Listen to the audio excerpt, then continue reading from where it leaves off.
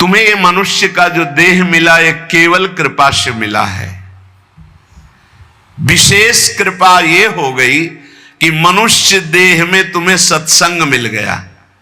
नहीं, कितने लोग हैं इस समय, कितने लोग सत्संग सुन रहे हैं? विचार करके देखो। 135-40 करोड़ जनसंख्या हमारे भारत की ही है। कितने लोग हैं? 1500 लोग होंगे, 2000 होंगे।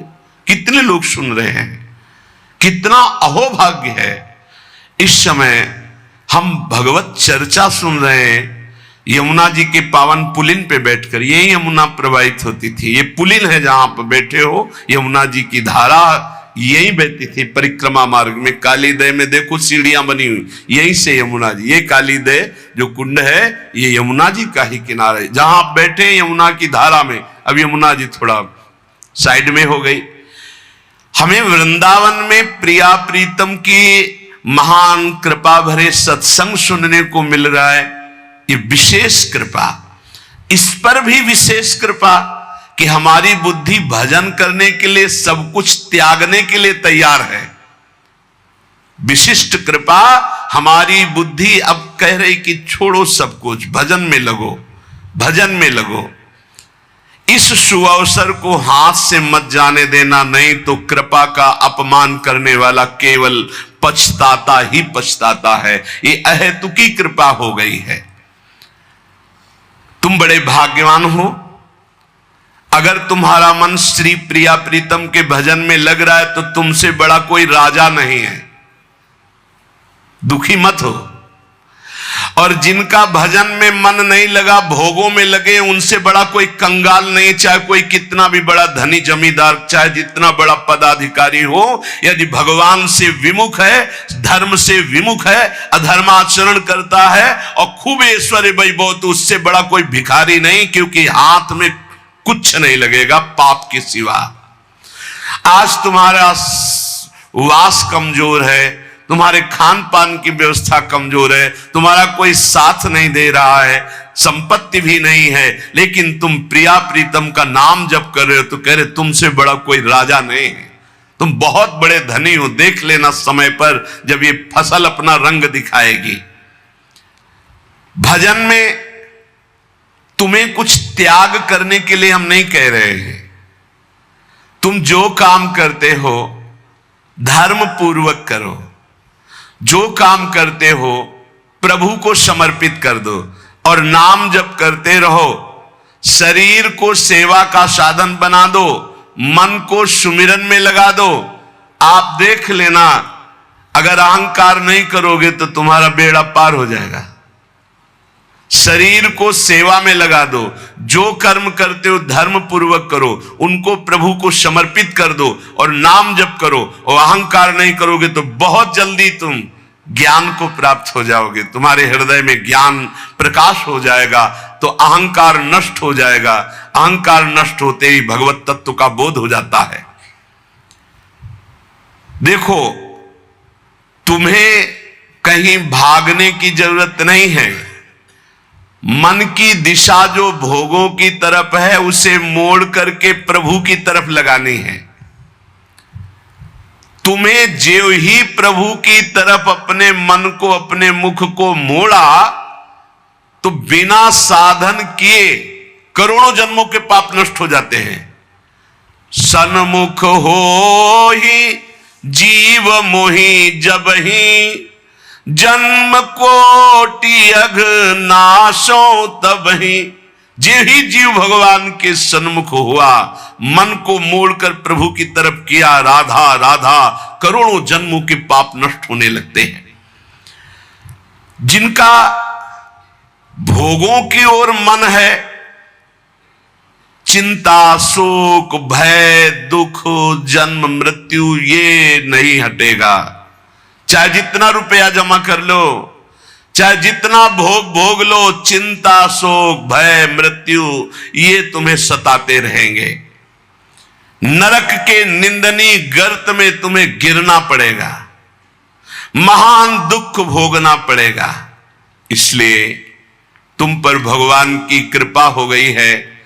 मनुष्य शरीर सत्संग भजन की महिमा। अब आप अपने ऊपर कृपा कर लो कि भजन में मन को लगाओ। विश्वास करो, अपने को जो भजन में लगाता है मानो पग पग पर अपनी सुरक्षा कर रहा है, पग पग पर अपने को सुख की तरफ ले जा रहा है। और जो अपने मन इंद्रियों को भोगों में लगा रहा है तो पग पग पर अपने को फंसा रहा है, वो दुख भोगने की तरफ जा रहा है। देखो, भगवत कृपा बरस रही है, सब तरफ से कृपा बरस रही है, तुम्हारे ऊपर अपार कृपा हो गई है। बस तुम इस कृपा का परिचय करो और इस कृपा के परिचय को प्राप्त करके डूब जाओ। हमारे ऊपर अपार कृपा श्री जी की। भगवत प्राप्ति के लिए ये बहुत अनिवार्य है कि इस कृपा का आदर करो। जो जो आपके ऊपर कृपा हुई उसको वर्ण करो। कितनी कृपा। ये देखो, वृंदावन में बैठ करके भगवत चर्चा, कथन, श्रवण, नाम कीर्तन, पद गायन, संत दर्शन, भगवत दर्शन, कितना सौभाग्य। जगत को सुधारने वाली बात भी अपने मन में मत लाओ। तुम ठेकेदार नहीं हो जगत के, पहले तुम सुधरो तब बात समझ में आएगी। तुम्हारा सुधार हुआ कि जगत को सुधारना नहीं, ये सब भगवत स्वरूप है। पहले तुम सुधरो। और प्राय ये होता है कि हम जगत सुधारने की बात, जहां थोड़ा परमार्थ बना तो हम दूसरों को सुधारने की बात सोचने लगते हैं। पहले तत्व तक पहुंचो, पहले बोध प्राप्त करो, नहीं तो बीच में अगर पूरे सच्चे खिलाड़ी नहीं हो तो माया के पार्षद टांग मार के अपने पक्ष में गिरा लेंगे और तुम अपने पक्ष में पहुंच नहीं पाओगे। इस जगत को प्रभु स्वरूप समझो और अपने आप को प्रभु के चरणों में न्यौछावर करके चुपचाप दीन बन के अपने को छुपाते हुए दीन बंधु के सुमिरन में खो जाओ। जो थोड़ी भक्ति करके लोगों में परिचय बनाना शुरू कर देते हैं कि मैं भगत हूं, मैं अमुक अनुष्ठान कर रहा हूं, मैं अमुक अमुक साधना कर रहा हूं, बिकने लगते हैं। याद रखो, वो प्रभु की प्राप्ति के पथ से बहुत ही भटक जाते हैं। प्रभु के प्रेम रंग को प्राप्त करने के लिए जब तक भगवत प्राप्ति ना हो जाए तब तक परिचय को छुपा के रखना चाहिए। अपना परिचय कोई न जान पावे कि मैं कौन हूं, क्या हूं, कैसा हूं। जितना तुम परिचय छुपाओगे अपना, उतना परिचय प्रभु अपना प्रकाशित कर देंगे आपके सामने। और जितना आप अपना परिचय बढ़ाओगे उतने प्रभु अपना परिचय छुपाते चले जाएंगे। सिद्धांत को समझ लो। जितना आपका परिचय छुपेगा उतना ही आप अपना परिचय प्रकाशित कर देंगे, और जितना आप अपना परिचय प्रकाशित करेंगे उतना ही आप अपना परिचय छुपा लेंगे। प्रभु याद रखो, तुम्हारे ऊपर कृपा निरंतर बरस रही है। कृपा चारों तरफ से घेरे हुए है। कोई क्षण भी ऐसा ना जाए जिसमें तुम कृपा सिंधु प्रभु का विस्मरण कर दो। स्मरण परायण रहे, एक भी क्षण स्मरण के बिना ना जाए। कोई भी क्षण ऐसा नहीं जिसमें तुम विस्मरण करो। सावधान, तुम्हारे ऊपर अपार कृपा है। इसी जन्म में भगवत प्राप्ति कर लो। हम 40 वर्ष की स्मृति को देख करके कह रहे हैं, क्योंकि खास स्मृति जो जागृत हुई इसमें बड़ा परिवर्तन, 40 वर्ष में बड़ा परिवर्तन। आगे अगले जन्म में क्या हमको भजन करने के लिए अवसर मिलेगा पता नहीं, कितना विघ्न आ जाएगा। इसलिए तुम वंचित न रह जाओ भगवत प्राप्ति से, नहीं तो बहुत दुख भोगना पड़ेगा। तुम अपनी प्यारी से प्यारी वस्तु जो है, प्यारे से प्यारे जो संबंध है, उनमें झांक कर देखो। प्यार है तो प्रभु से है। अगर प्रभु शरीरों से निकल जाए तो कोई शरीर से प्यार नहीं करेगा, चाहे पत्नी हो, चाहे पुत्र हो, चाहे कोई प्यारा हो। तुम उसी प्यारे से प्यार करो, निहाल हो जाओगे। सचमुच विश्वास करो, वो सामने नहीं आ रहा पर वो छुप छुप कर आपको बहुत प्यार कर रहा है। सब मम प्रिय, सब मम उपजाए। सच्ची सच्ची सच्ची बहुत प्यार करते हैं प्रभु, बहुत प्यार करते हैं प्रियाजू अपने लोगों को अहेतुकी कृपा। हमारा प्यार देखो क्या है, ईमानदारी से देखो, 100 में 1% प्यार नहीं प्रिया प्रीतम के प्रति, और उनका 100 का 100% हमारे प्रति प्यार है। देख लो कहां हम कौन हैं, कैसे हैं, आज भी कैसे हैं, और उनकी कृपा कहां बैठा ले, क्या कर रही कृपा उनकी, कितना अमोघ। हम कर रहे हैं तो बुरा ही कर रहे हैं, और वो कर रहे हैं तो कृपा ही कृपा कर रहे हैं। हम सो ना बिगाड़न को, तो सो ना समारन को, तो ही मोई परी होड़। जब ये बात हम देखते हैं तो रोना आता है, कहां उनकी अपार कृपा और कहां हमारी नीचता। वो अज्ञात रूप से आपको बहुत प्यार करते हुए हर समय आपको दुलार कर रहे हैं। वो तुम्हें कभी एक क्षण के लिए भी नहीं छोड़ते। तुम केवल निरंतर स्मरण करो तो तुम्हें दिखाई देगा कि उनका परम अभय कर कमल तुम्हारे सर पर रखा हुआ है। अब किसके आशीर्वाद की मांगने की जरूरत है? तो आप पूछेंगे कि यदि इतनी बात आप कह रहे हैं कि हमारे को चारों तरफ से भगवान की कृपा घेरे हुए है, हमारे ऊपर भगवान का अभय वरद हस्त है, तो फिर मैं जल क्यों रहा हूं, मेरे अंदर जलन क्यों है, हृदय क्यों नहीं शीतल हो जाता? दिन रात हृदय में शोक है, विषाद है, चिंता है, आग की तरह जल रहा है, चैन नहीं मिल रही है। ये क्या कृपा है आपकी? ये क्या आपका अभय वरद हस्त है? आप कह रहे हो सब पर कृपा है, तो मेरा तो हृदय जलता रहता है, मेरा तो हृदय विषाद चिंता शोक से युक्त रहता है। तो उत्तर यह है, ना आग है ना जलन है, तुम समझ नहीं पा रहे हो, तुम्हारी उल्टी सोच की जलन है, तुम्हारी उल्टी समझ के कारण ये जलन है। अगर समझ जाओगे तो निहाल हो जाओगे। तुम्हारी उल्टी चाल है, दुख की तरफ चल रहे हो, असत का चिंतन कर रहे हो, जो जलन है उसका चिंतन कर रहे हो, उसमें फंसे हो, इसलिए जल रहे हो। क्या होगा इतनी संपत्ति से, क्या होगा इतना हो जाए तो? आज तक कोई ऐसा मिला हो कि हाथ उठा के भगवान से कह दिया हो कि बस अब मत देना, संपत्ति हमारे लिए पर्याप्त है? कभी नहीं। 100 तो हजार, हजार तो लाख, लाख तो 10 लाख, 10 लाख तो करोड़, करोड़ से अरब, अरब से खरब। कितना मर जाओगे, एक चवन्नी तुम्हारे हाथ नहीं जाएगी, 25 पैसे हाथ नहीं जाएंगे।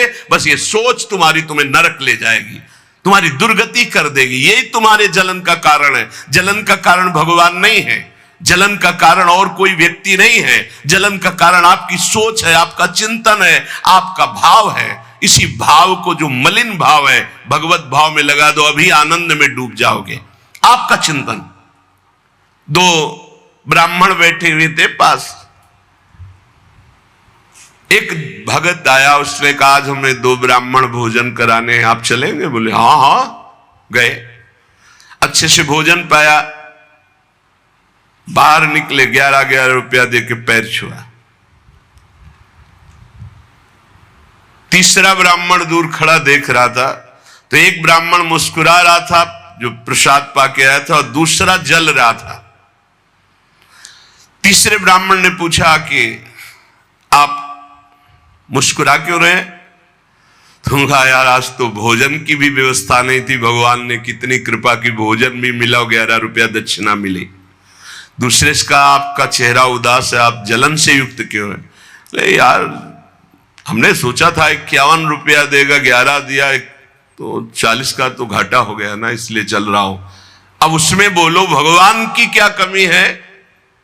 भगवान ने दोनों को भोजन दिया, 11-11 दक्षिणा दी, उसका भाव उसको जला रहा है, उसका चिंतन उसको जला। एक खुश है कि भोजन भी मिला, 11 रुपया मिले, एक नाराज है, जल रहा है कि 51 तो देता, 40 का घाटा हो गया, हृदय में जल रहा है। ये जलन, ये शोक, ये चिंता, ये विषाद तुम्हारे चिंतन से है, तुम्हारी गलत दिशा से है, तुम्हारे गलत आचरणों से है। भगवान की कृपा आप पर है, पर आप गलत दिशा जा रहे हैं, आप गलत चिंतन कर रहे हैं, आपका गलत भाव है, इसलिए आप शोक विषाद चिंता भय आदि में हैं। तुम्हारा ज्ञान अज्ञान ही है, क्योंकि तुम दुख को सुख मानकर भोगने के लिए दुख की तरफ जा रहे हो। इस संसार में जिसको कहीं कुछ भी अच्छा लग रहा है, कोई भोग, कोई व्यक्ति, कोई उत्पाद, कोई वस्तु, वो अज्ञान ही है। दुखालय में शाश्वतम बोर्ड लगा दिया भगवान ने, यहां नाशवान सब कुछ है जो कुछ भी आपके पास है, और सब दुख देने वाला है परिणाम में। वर्तमान में तो तुम्हें सुखद लगेगा, लेकिन परिणाम में दुख देने वाला यहां सब कुछ है। जो दिखाई दे रहा है वो है नहीं, जो है वो दिखाई नहीं दे रहा। यही माया का कार्य है। इसलिए तुम्हारी सुख की कामना तुम्हें दुख दे रही है। तुम्हारे हृदय में जो ये भाव बैठ गया है कि हम रुपया से, पद से, भोगों से, नाना प्रकार की सामग्री अगर हम मन चाहे मिल जाए तो मैं सुखी हो जाऊं, कभी सुखी नहीं होगे। अगर मिल भी जाए तो कभी सुखी नहीं हो सकते, क्योंकि तब लग कुशल न जीव को सपने हु मन विश्राम, जब लग भजत न राम को शोक धाम तज काम। जब तक शोकों के धाम कामनाओं का त्याग कर भगवान का भजन नहीं होगा, तब तक शांति नहीं मिल सकती स्वप्न में भी मन को। ये जो सृष्टि दिख रही है ये ऐसी है नहीं, ये अविद्या के कारण दिख रही है। ये ब्रह्ममय है, ये भगवत स्वरूप है। भगवान गीता जी में कह रहे हैं वासुदेवा सर्वमिति स महात्मा सुदुर्लभा। जो महान आत्मा ऐसा देखता है कि सब भगवान, केवल भगवान, पूरे के पूरे भगवान, मत्ता पर तरब नान्यत किंचिदस्ति धनंजय, किंचन मात्र कुछ और नहीं, वो भगवान की कृपा से परमानंद में डूबता है। चलो, यदि तुम नहीं सुधर सकते, नहीं छोड़ सकते, तो जो होता है होने दो, तुम नाम को पकड़ लो।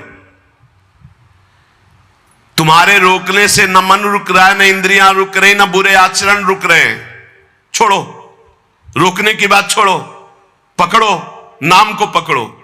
राधा राधा राधा। अपने आप घृणा ना हो जाए तो हमसे बता देना, अपने आप घृणा हो जाएगी, पक्का हो जाएगी। बड़े बड़े विषयी पुरुषों को ऐसी घृणा हुई कि जीवन में लौटकर कभी भोगों की तरफ नहीं देखा। जीवन में लौट करके ऐसे आसक्त भोगी पुरुष, और जिस समय नाम का कृपा प्रसाद चढ़ा तो लौट करके नहीं देखा उन भोगों की तरफ। तुम तो बस अपने मंगलमय प्रभु के चिंतन में चित्त को जोड़ दो, फिर देखो कैसा परिवर्तन होता है। तुम किसी स्थिति की खास कल्पना मत करो, निश्चिंत हो जाओ। तुम नाम के जपने में चित्त को जोड़ दिया तो ऐसे सुख के प्रवाह में पड़ोगे, तुम्हें पता ही नहीं है कि कितना सुख नाम जापक को मिलता है। अगर नाम जप नहीं करोगे तो तुम्हें पता है तुम सुख के लोभ में ऐसे भयानक जगह गिरने जा रहे हो जहां से तुम्हें केवल केवल हरि बचा सकते हैं, दूसरा नहीं। बड़ा सुंदर दिखाई दे रहा है, बड़ा लुभावना सुखद दिखाई दे रहा है, लेकिन भगवान से विमुख होकर जब इसको भोगने जाओगे तो ऐसा फंस जाओगे कि निकलना मुश्किल हो जाएगा। संसार एक ऐसा सुहाना दलदल है जिसमें जानबूझ के जाके फंस जाया जाता है। दलदल का मतलब होता है ऊपर से एकदम सूखी पपड़ी, ऐसा लगता है कि बिल्कुल आप थल में आराम से चले जाइए, कहीं कोई परेशानी नहीं, और जो ही गए सो गले तक गए, एकदम रबड़ी जैसा वो मिट्टी होती, धंसते चले जाओ। ऐसा दुखद, ऐसा चिंता शोक जलन वाला संसार इतना सुहावना बना है माया से कि जानबूझ करके हम इसमें कूद जाते और जलते रहते। चिंता शोक भय ईर्ष्या द्वेष काम क्रोध लोभ मोह मद मत्सर एक है, ये सब तुम्हें जला देंगे यदि नाम जप नहीं करोगे। इसीलिए हर प्रश्न का उत्तर नाम जप है, क्योंकि साप का बल नाम में ही प्रकट होता है। इस दुख से तुम कभी अलग नहीं हो सकते, ये दुख तुमसे कभी अलग नहीं हो सकता, ये जलाएगा जब तक भजन नहीं करोगे। इसलिए भजन करना सर्वोपरि बात समझ लो। अगर समझ में आ रही हो तो समझ लो, केवल इतना समझ लो, तुम नाम को पकड़ लो, नाम सबसे छुड़वा देगा आपको। एक जन्म स्वांग ही कर लो भक्ति का, झूठा खेले साचा होए, झूठा शुरू कर दो कि हमारा भाव तो नहीं बनता, हमारी भक्ति तो नहीं, पर अब कहा है तो राधा राधा शुरू करते।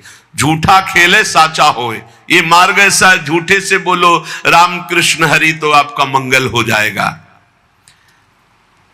जे ही आप नाम जपना शुरू करते हैं तो खास बात क्या होती है कि आपके जीवन की बागडोर स्वयं श्री कृष्ण ऐसे पकड़ लेते हैं जैसे अर्जुन के रथ की बागडोर पकड़ ली।